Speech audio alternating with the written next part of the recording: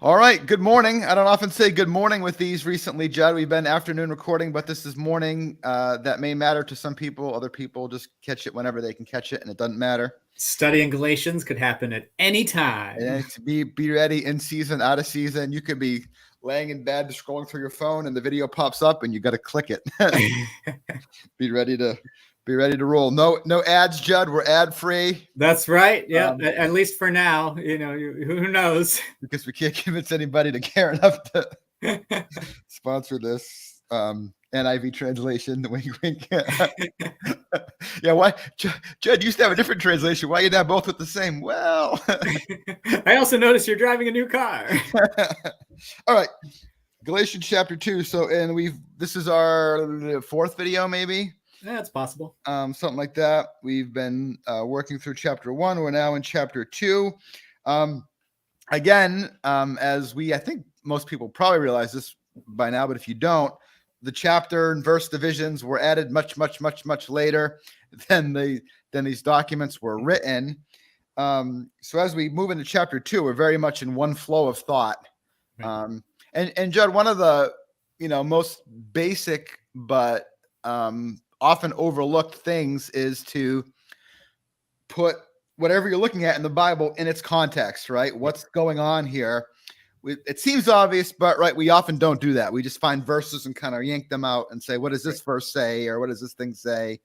There's an element in which the paragraph breaks or the chapter breaks that we have in our Bibles sometimes are the least helpful thing that we have. Now, the funny part of that is I have a couple Bibles that don't have paragraphs. It just all runs together.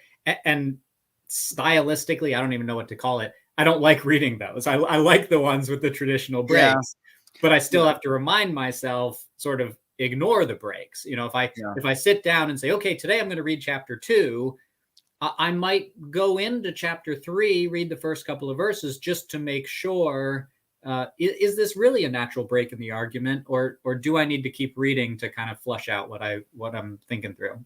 Yeah, the same thing with the little subheadings, which is even much newer than even the verse definitions. And I'm not sure I think that's pretty common to have little section headings added in. That's added in by the modern editors. But what's really fun is if you're looking at two different translations and they put the headings in different places. Or call them different things. Right, yeah.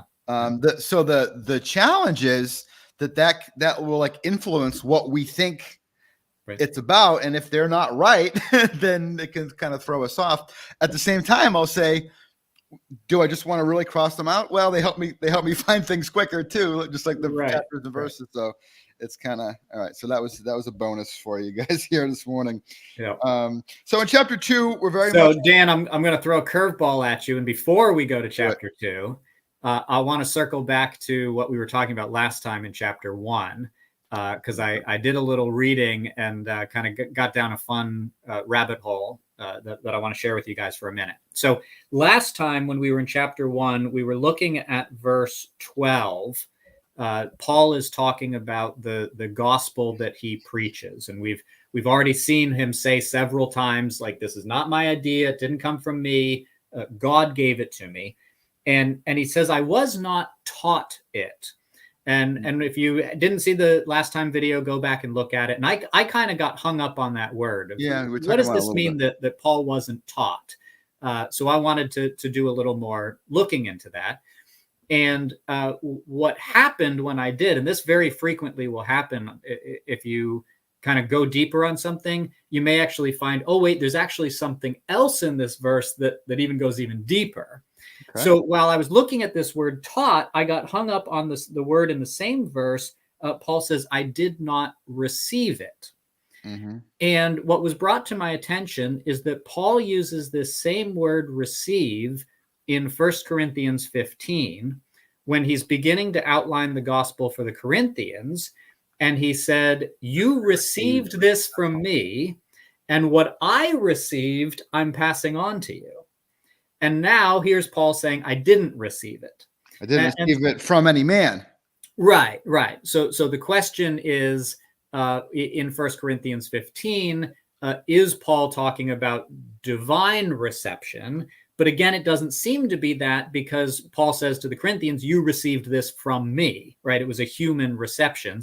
I'm teaching you what I received, which seems to imply what I received from a human, right? And so it seems that there's kind of this both and, that if we were to say, did Paul receive the gospel, or was Paul taught the gospel? The answer is yes and no. That he did receive, we might say, the truth of the gospel directly from Jesus, but the implications of this, or the fullness of this, or the living out of this, that there was reception, there was teaching, there was back and forth interaction between himself and the other apostles in thinking through what does this mean for us? What does this look like? How do we live this out? So that was kind of one of those fun, Dan, there's been a couple times that you and I have read something and said, ooh, that word shows up here. But the reality is there's often times where we read a word and we forget, or we don't know that it shows up elsewhere. And does that matter? Are they informing one another, or is it just sometimes an author will use the same word in two different ways? But that was sort of an interesting little rabbit trail I went down this week. So just wanted to share that with you guys. Yeah.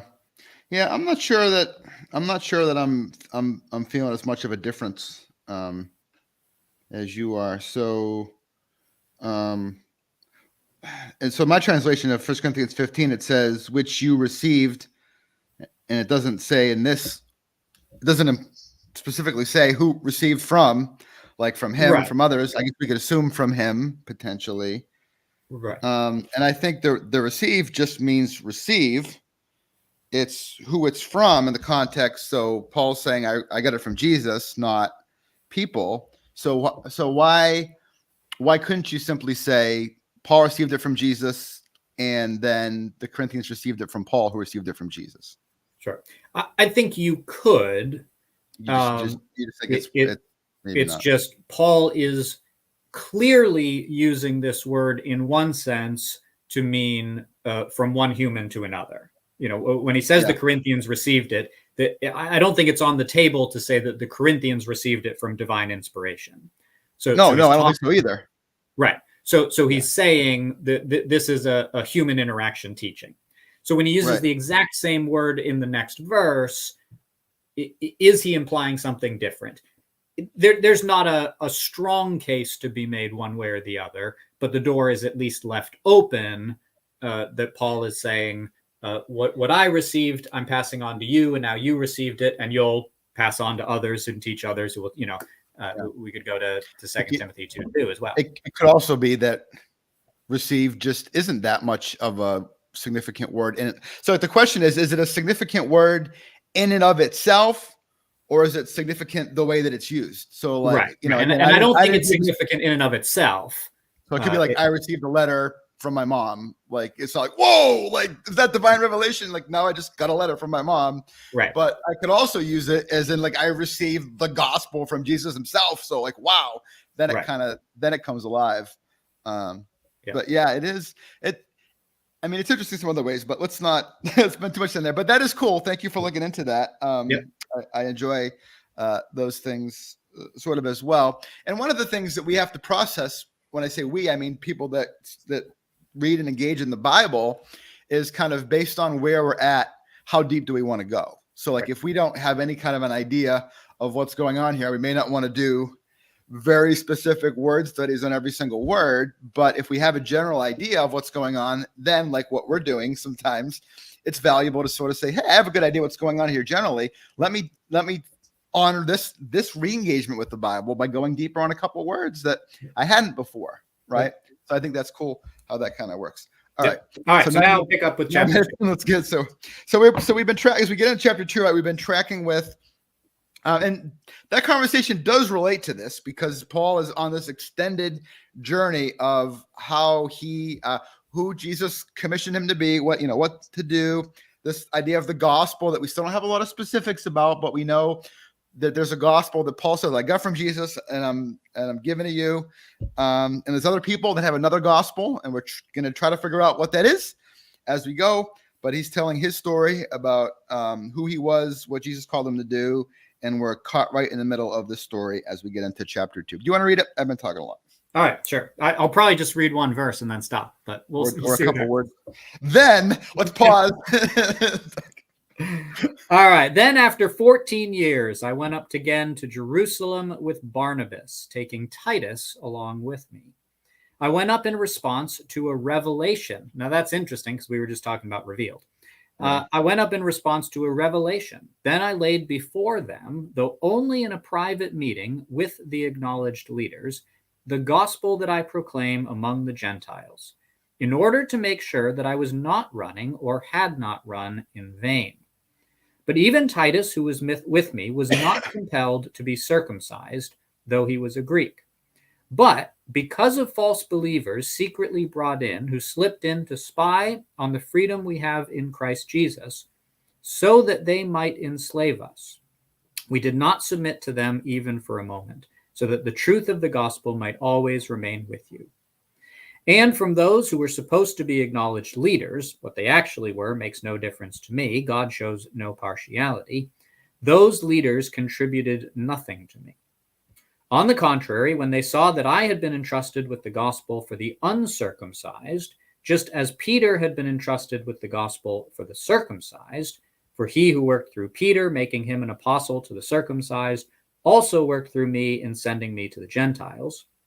And when James and Cephas and John, who were acknowledged pillars, recognized the grace that had been given to me, they gave to Barnabas and me the right hand of fellowship, agreeing that we should go to the Gentiles and they to the circumcised. They asked only one thing, that we remember the poor, which was actually what I was eager to do. Okay. There's a good bit in here. There's a lot there. To So I tripped myself up a little bit, and I need to rethink around verse 3. So Titus is not circumcised, and poor Timothy isn't either, but he does do it so that he doesn't become a stumbling block. Yeah, I believe Titus is 100% Gentile. Timothy's he's half and half. So that becomes the conversation point when that comes. He's half Jew, half not. Right. His mom is Jewish, his dad was not Jewish, and so that's why circumcision becomes an interesting conversation with him. Titus, I believe. So, what does your verse 4 read?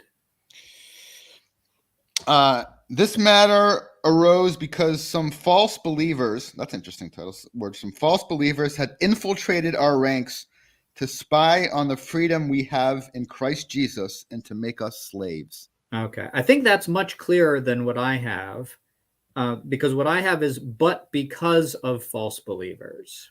Yeah, which is probably more literal in a sense, but less. But what the NIV is doing there is kind of helping us understand what it means. Because when I was reading it, I was thinking, okay, because of the false believers, what? But what your translation helps us get to is this question of whether Titus should be circumcised or not arose because there were these false teachers who were pushing circumcision and say, hey, anyone that wants to follow Jesus has to be circumcised. And so they had to have an argument about it. Well, but that's interesting, Jeb, because and again, we're assuming that we know what's going on here. This is really the first significant glimpse of what may be at issue. Right.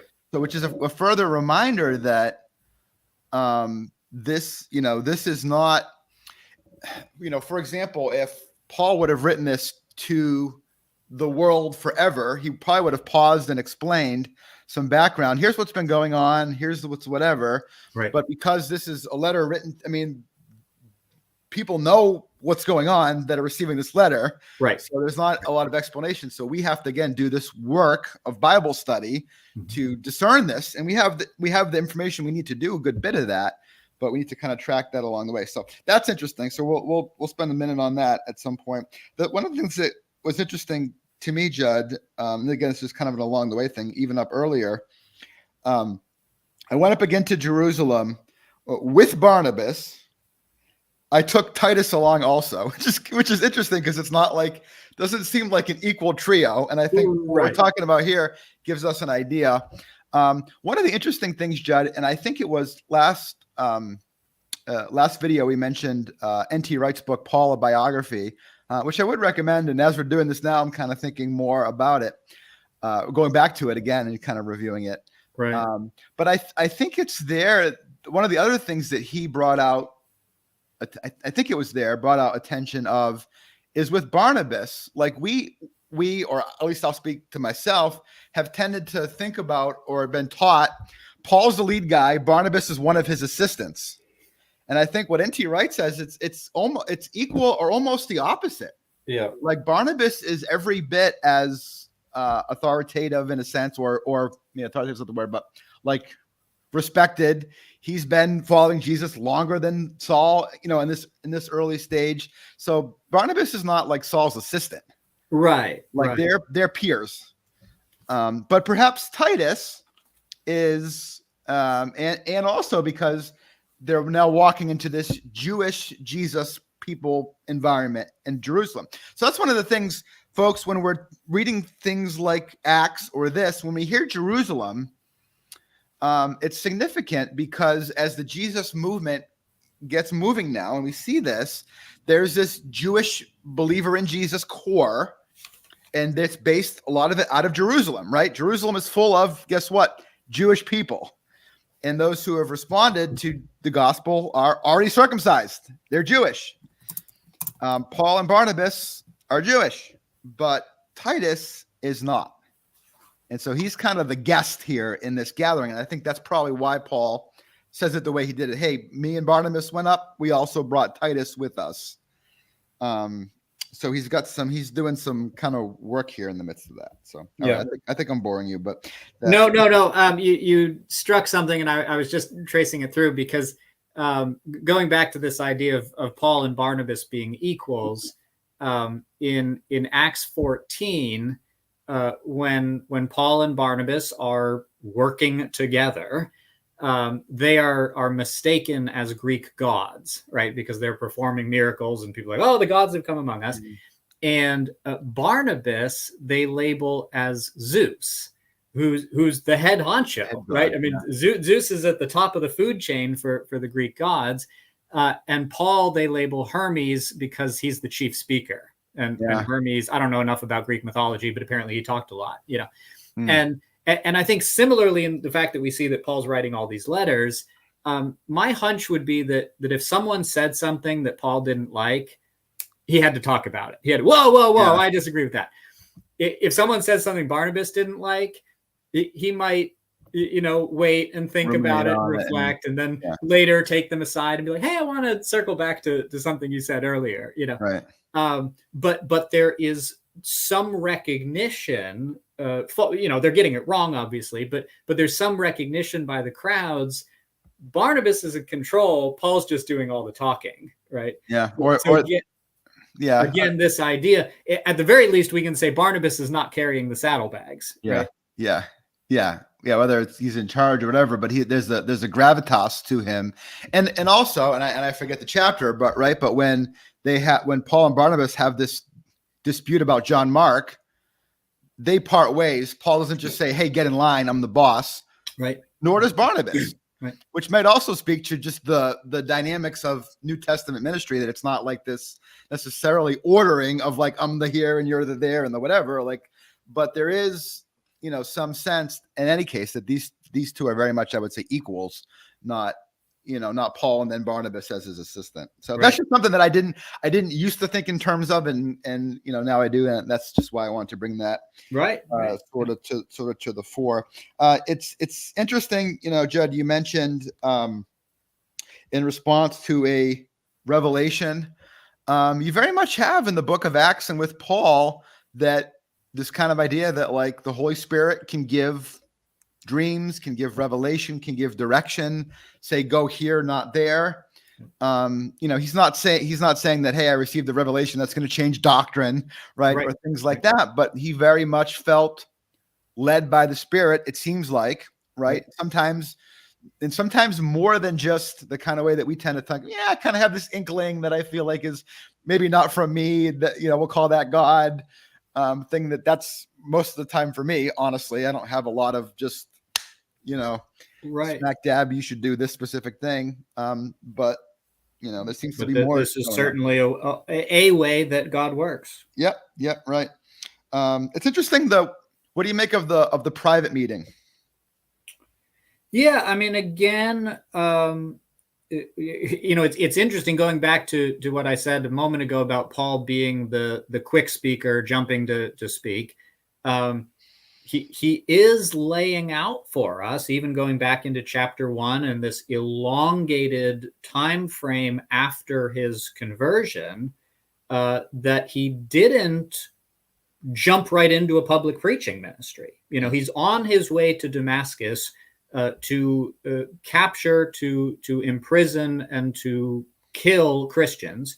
He has a dramatic conversion. He's still in Damascus. It's not as though he goes out the next day and says, "Hey, everybody, listen to this crazy thing that happened to me. I got to tell you this story," and begins to preach.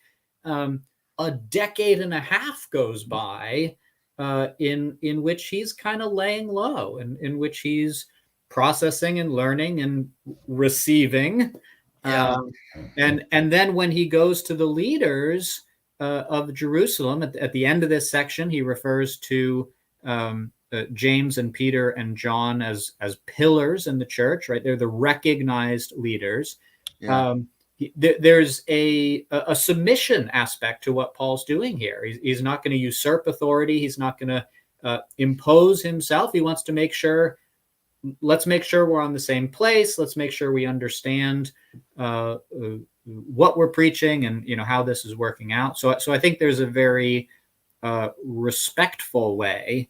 Yeah. There's a very 1 Corinthians 14 appropriateness way that he's going about this. Yeah, I think it's respectful. I mean, the idea of authority and usurping is a little bit interpretive, maybe right. But there seems to be this two sides of the coin here, which is interesting because Paul came out of the gate saying, like, Jesus gave me this. I don't care who has any other thing. Like, I got it from Jesus. So, like, if you're just whatever the world be, whatever, if you're different because Jesus told me and that's it.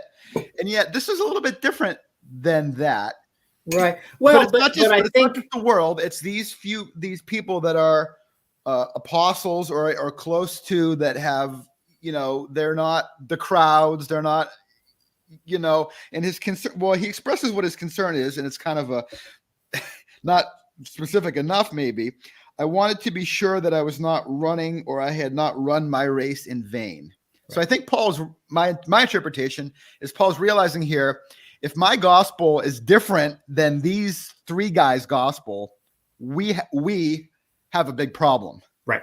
I have a problem. And because part of and again, it's not Paul versus them, but it's Jesus is Jesus. If these, if Peter and John spent 3 years with Jesus and were commissioned by him, and they have a different gospel than I have that I got from Jesus, we got a problem.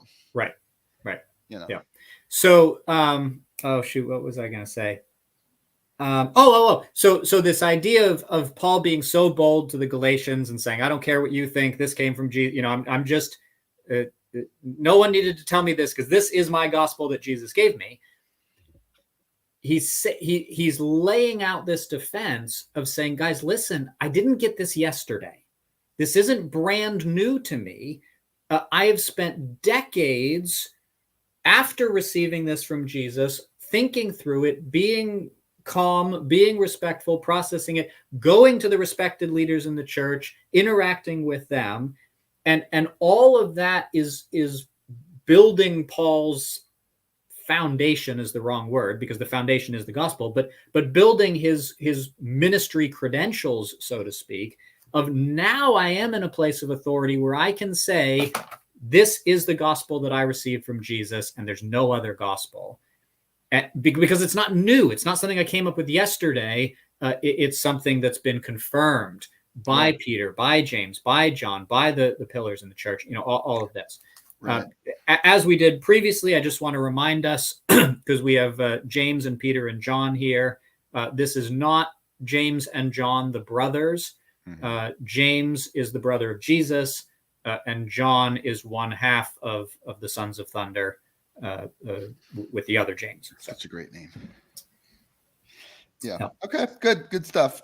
So yeah, it's interesting. And Joe, one of the things like I'm just thinking about more like application wise too for us today is kind of like thinking about who it is that you're talking with. So like the people that we're going to hear more about, right? That were opposing or had a different message than what Paul did.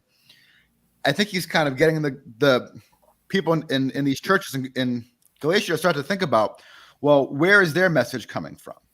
Because if my message is aligned with what Peter and James and John are saying, they can be thinking, well, these other folks, where are they? Where are they getting their information from? Right. Because it can't be from them. Because I agree with them, they agree with me. We're unified in our message, and so if there's another message, start to think about where it's coming from. But the other thing that I'm kind of circled away from it is for us to think about. Who will we respect and listen to? Because there's a thing where sometimes we're not humble enough when we're learning, like the Galatians should be. But no matter how far along, maybe the wrong word for it, but no matter how much our knowledge base grows, I think there need to be people that we respect enough to say, hey, does this seem right to you? Or, hey, I'm giving you permission to speak into, not like, hey, I've been doing this for 30 years, like nobody can tell me whatever. Right. I think it's a big problem if we find ourselves in a position where we're not mutually submitting or whatever it looks like, but have people that we sort of say, hey, like if you tell me I'm wrong, I'm not necessarily just going to cave, but I'm going to take it extremely seriously. Yep. And I don't know that we often do that, Judd. I think a lot of times we get big for our britches pretty quick. Sure. Yeah. I know some things, like, don't you tell me. Right. Whatever. Well, I mean, just as you were, I agree with you that too often we don't do that. The flip side of that, I was thinking when you were talking is just the blessing of the relationship that you and I have. I mean, one of the things that I've so valued about our conversations is that I think that kind of thing happens. You and I always kind of joke that we can't find something we disagree on.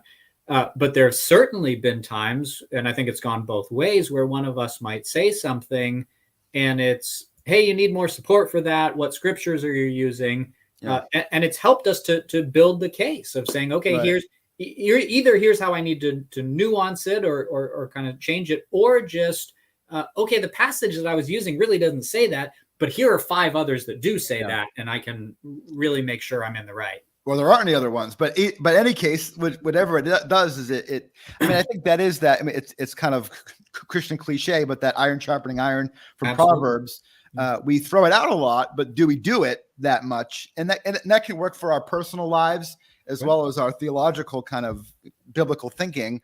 But yeah, I mean, that's just a challenge to people to be like, are there people that you, that you'll listen to?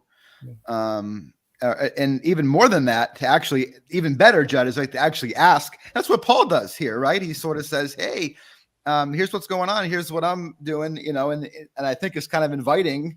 Right. Am I getting this right? Where do I need to change? What are you hearing? This sort of thing. So, it's really interesting. What do you want to say about verse 10? I think this is one of those verses that sometimes we pull out of context, not necessarily in a negative way. Usually pulling out of context is a negative thing, but sometimes this is just a sort of a one-liner that we say, oh, remember the poor, which of course is a good thing. Right. But how do you read this verse in the context of where Paul's going here? It's also interesting in the conversation we were just having, because it sounds like in that back and forth, that these Peter, James, and John are saying theoretically, we agree with what you're doing, whatever. But we want to ask you to do as you do that is to make sure that this thing is a priority. And Paul kind of circles back and says, we were eager to do that anyway, so it was no problem. Right. But like the idea maybe could have been like, you weren't doing that, now we want you to, and there would be asking him, hey, from our position, whatever, please please prioritize this. Now, in Acts chapter 15, when this conversation kind of comes back around again, there'll be a few things that they agree upon that need to be included for Gentiles, but that's again for another day. Sure. Judd, my suspicion is that contextually, and again, we have Jerusalem, and we see in other places in Paul's letters, he starts taking up this collection for the poor in Jerusalem. My suspicion, and I've not done any commentary work, is that that's probably a pretty specific mention of reference to that. Because I don't think what they're saying is, hey, Paul, as you go along and preach, make sure you're looking for poor people to take care of in every city. Now, the church very much, as we see in Acts, etc., that was a priority for the church gathered. But I don't think they're necessarily saying, hey, Paul, city to city, really go after the poor. I think they're probably saying, hey, remember that there's people that are here and maybe other places that aren't doing so great. Remember us. I don't know. That could be more. I've not done any work in it, but that's my suspicion. Okay. See, I think I want to push it a little bit farther and say that I don't think what's being discussed here is benevolence only. As you're preaching the gospel, remember to give a few coins to the people in need.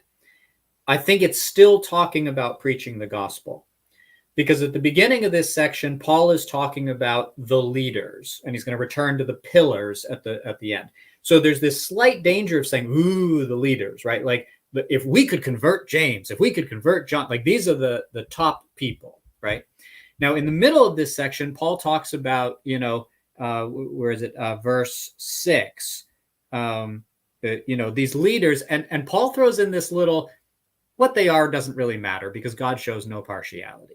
Mm-hmm. And I think if we take that idea, God shows no partiality, which shows up a couple times in scripture, James, who's mentioned here, is going to use this in his epistle as well. God shows no partiality. When he gets down to the end, he says, let's remember something. As we go out and we preach the gospel, you're preaching to Jews, I'm preaching to Gentiles. We're not just going to the fancy houses. We're not just going to the kings. We're not just going to the pillars of society. This Jesus message is for everybody. And so as you go and preach, of course, give financially to those in need, but as you go and preach, make sure that you're preaching the gospel to everybody. I think there's a little bit of that we need to include alongside the physical, tangible benevolence. That is surely true. For me, and I'm not opposed at all to that being the case here. I'm just not. My default is to go back to what you said 5 minutes ago and say, I think that's all true, but I'm not sure that this verse is saying that. Right. But it may be. I mean, I hadn't thought the thought that you have. It does connect with. So a larger interesting question is, how much does Paul's gospel proclamation relate to Jesus' proclamation? So, like, after Jesus' death, resurrection, etc., the proclamation becomes primarily Jesus is the promised Messiah. He died for our sins. He rose from the dead, and some other things as well, too. But when Jesus comes, he says, the kingdom of God is now at hand. He teaches what that kingdom's like. It involves, honestly, caring, not just preaching to the poor, which he does regularly, but actually, like, this gospel changes how we think about those around us, etc. So that's really interesting to think about if Paul is tracking with some of that, and he does. I mean, as he unpacks things like Romans 12, etc., and to 13, and other places it relates to that. So that may be one, Judd, that I want to read into and see what people are saying about it, because it's a really interesting one. So that could be one for us. So yeah, interesting, really interesting thing. I just want to. I know we're getting a little bit on a time here, but we have 10 minutes max. Maybe 5 minutes would be better, but I think we need to not skip past what's just kind of really, again, I think is a curveball almost in the argument so far, if you're not familiar with it, and that's verse 3. Yet not even Titus, who was with me, was compelled to be circumcised. Now I think that's the first reference in Galatians to anything related to that. Right. We have things about gospel, false gospel, etc.,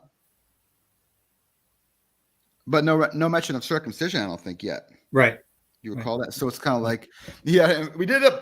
And hey, not even Titus was, I mean, That would be like, can you imagine, like, you get up on Sunday morning or for you afternoon and be like, hey, Bob's here, but hey, he's not circumcised. You're thinking, like, what in the world are you talking about?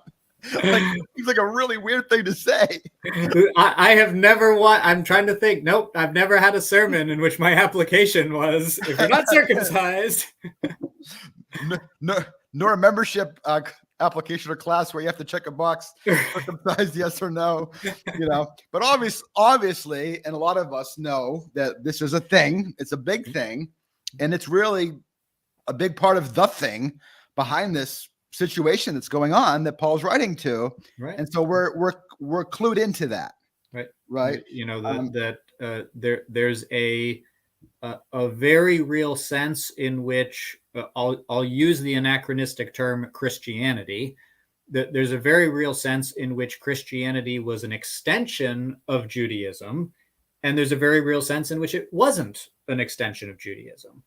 And so here is Paul, 15 years, we'll use it loosely, but 15 years after Jesus' ascension, thinking through how Jewish do you have to be Christian? Again, that's anachronistic terms, but it's kind of what they're thinking through. And a big part of Judaism was male circumcision.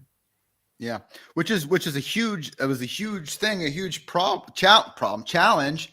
And, Jesus didn't probably give as much guidance towards it as, they would have liked. So they really had to, the apostles, etc., really had to, with scriptures, with the Holy Spirit, with collective wisdom, really had to figure out what's God doing, and how are we going to navigate this situation.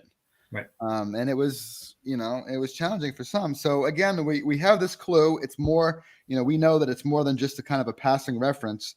It also, because certainly what we're going to see as we read through the rest of Galatians is that this is the tip of the spear. Paul is making the argument. That's a terrible. Stay focused, man.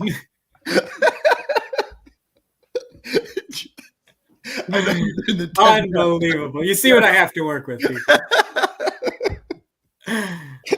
Paul is going to say you don't have to be circumcised. The false teachers are saying you do. Right. That this is the, are you in or are you out?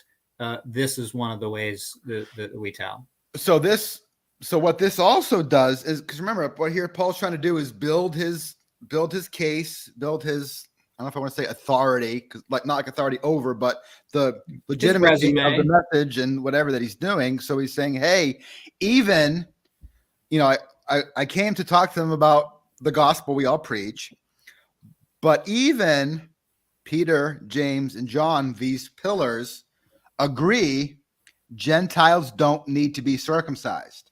Right. So if you have people, and they did in their midst, in these churches were coming and going, that were saying Gentiles need to be circumcised, Paul's saying, me, Peter, James, John, all the pillars are saying, nope. No.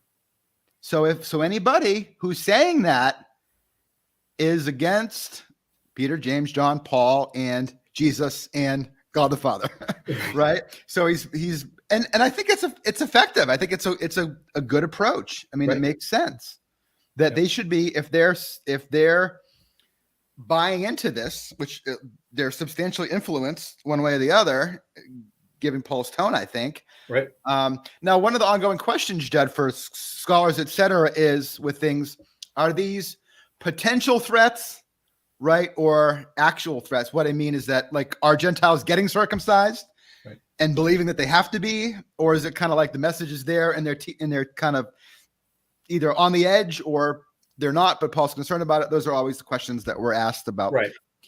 Just like, but the fact that he says Titus wasn't means it was on the table that he could have been. Yeah.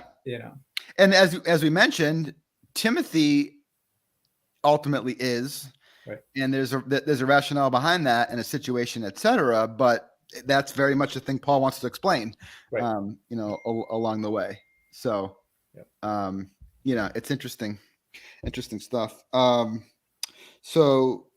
then we have, again, in verse 4, this kind of oblique reference This matter arose because some false believers had, and I don't know, false believer. What do you have in your translation there? And I have the same thing with a note of false brothers. false brothers. Okay, so that makes sense. I would imagine that's either what way. it literally is.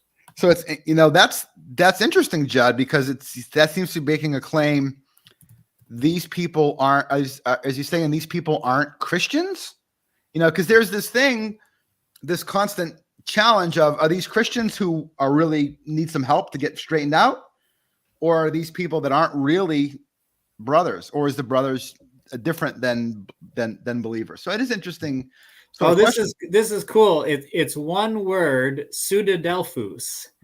Okay. So you can already brothers. you can already hear in that, like pseudo brothers. Yeah, like they're kind of brother. They look like brothers, but they're not brothers. Yeah, that's interesting. I wasn't aware of that word. But it's interesting because Paul does seem to, again, we'll have to track this through the letter, but Paul seems to be strong enough to say people that believe that they need to be circumcised in order to experience God's grace and acceptance don't understand the gospel enough that whether they're brothers or not is really questionable, or it's just not. Right. So that's different than, say, 1 Corinthians. 1 Corinthians, Paul will come out of the gate and affirm them and say, hey, you're filled with the Spirit, and then say, you guys are really jacked up. Let me spend 15 chapters talking about how messed up you are. But you're brothers and sisters who are sharing in the Spirit that need correction. Where Paul's almost seems to be here like, your salvation is really in jeopardy here. Not because you sinned, whatever. Well, he's saying the false brothers are. I mean, I think the introduction to Galatians is still affirming that he's writing to believers. Sure. The church on the whole, but I guess so those who are actively proclaiming this other message, he's saying, are not brothers or pseudo brothers. Right. So I guess it would remain an open question whether those who continue to believe their message, are they pseudo brothers or are they real brothers still who, and I think, Judd, my understanding, my theological thing would be, if there were people who bought into it, got circumcised, and then realized, oh crap, we were dead wrong, like, they're okay. Right. But those who would persist in embracing that same message, I would say could potentially be qualified as in that same category as pseudo brothers, if they would sort of say, no, Paul, we do have to. Well, if they're persisting in the teaching and kind of becoming a pseudo brother themselves, it's So, and when I say that, I'm not asking the question like, who's God going to turn away from eternity? Like, just who's legitimately on the right meandering track that we're all on, right? Versus like you're off the track. Like this, this is a problem. Yeah. And then again, these oblique references, these pseudo brothers. I like that. Let's just use that. Yeah. Had infiltrated our ranks. And he almost puts a negative motive on them, at least in my translation, to spy on the freedom we have in Jesus Christ. He's like, oh, it's like they're like voyeurs for a law-free gospel, like right. Oh, like, oh, those guys said, no, let's make them suffer like we have to suffer. Right. I mean, it's Paul saying there are restrictions that don't apply, and these pseudo brothers are trying to restrict you. Yeah, and literally enslave you, make you slaves, enslave us. Like, wow, that's a loaded term, right? Yeah. Like that's like, this is serious, kind of thing. And then he says in verse 5, again in this translation, verse 5, we did not give into them for a moment, so that the truth of the gospel might be preserved for you. So again, this is not a let's disagree on this. Let's agree to disagree, like Paul and Barnabas with John Mark. This is we can't budge a minute on this. We can't just sort of say, well, that's an interesting interpretation. Let me think about it. He's like, nope, that's a non-starter. Right. So so that the truth of the gospel may be preserved for you. So again, I think we're moving in our understanding of what's going on here, right? A bit, right? And I think I may be good here with this. It's, we're running short on time, and I find this thing fascinating. Of Peter goes to the circumcised, we go to the uncircumcised. It certainly sends a trajectory, but what I want to challenge a little bit with an overinterpretation of that is like Paul only talks to Greeks, and Peter only talks to Jews, because Peter preaches to Cornelius and his family, and they get converted, and Paul goes into synagogues as a first sort of step. So I think a great analogy to that is in Acts 6, when the apostles designate the deacons, and it's like, okay, you guys are just going to take care of food, and we're just going to preach the gospel. What's the next thing that happens? Acts chapter 7, one of the deacons preaches the longest sermon in the entire New Testament, right? And then Philip's an evangelist, and he's a deacon, I think, too, and he's off all over the place. And so there's this definite blurring of lines of the food people are teaching and the teaching people are feeding. The Gentile evangelists are talking to Jews, and the Jewish evangelists are talking to Gentiles. It's the general direction I'm going, but the gospel ministry is still And I think we'll wrap up here, but I think there's an application point for me in that sometimes in local churches today we kind of want to compartmentalize, not just maybe pastor, but like, oh, you're elder, don't do deacon work. You don't get your hands dirty. You're an elder, you teach. Right. Or you're a deacon, just stick to waiting tables, keep your mouth shut, like you're not the teacher here. Again, that's way overcharacterized, but I think, there's those things can kind of slip in, where I think Paul often thinks more in terms of like, we're all coworkers, we all have gifts. And like Romans 12, he says, hey, if you have a gift, use it. Like it's less about you're in this position, so you only do this, or you have to do this, or whatever. I mean, that's a piece of it. But this gift-given dynamic of serving together, is kind of that holistic piece. All right, let's grab Pat's comment quick and then wrap up. Great quote from Luther. Really good job, Luther. You agree with Dan and I. Well, let me look, because I'm not sure if I'm going to agree with Luther all through Galatians. So I'm going to have to read this. Right. If they had asked for it on the plea of brotherly love, Paul would have not denied them. But because they demanded it on the ground that it was necessary for salvation, Paul defied them and prevailed. Titus was not circumcised. Thought to share as I'm reading the comments. So if they had asked for it, what is it? Circumcision? That's how I take it. Yeah. And I don't know that there was any circumcision. That's not. I would say that's not true. Like if they had said, hey, if they come and say, I know it's not really, necessary for the gospel, but would you please circumcise all the Gentiles? Now that, again, they could have said, okay. And I think it would have been, I'll half agree with Luther's quote, right? Right. Like they could have, like if, I think if, the part that's helpful is the second half, that they're demanding it as part of salvation. And Paul says, that's not going to fly. Right. And I think that applies well to other things, like in 1 Corinthians, etc. If you talk about things like meat sacrificed to idols, and Romans, and like we think about sometimes alcohol today, if we sort of say, hey, if you drink a drop of alcohol, you're not a Christian, then it's like, whoa. But if it's sort of like, hey, there's some people that are struggling here, sort of, etc., would you not? Right. That's very different. Right. So, and it's interesting. Yeah. And I think, honestly, a lot of people are circumcised today for various reasons. And I don't know that it's, if a Gentile person just sort of says, hey, I want to be circumcised, I want to just kind of whatever. Well, I don't know. It's a big discussion. But anyway, let's wrap up. This is our longest one yet. It's all Pat's fault. All right. Catch you guys later. Bye. Have a good day.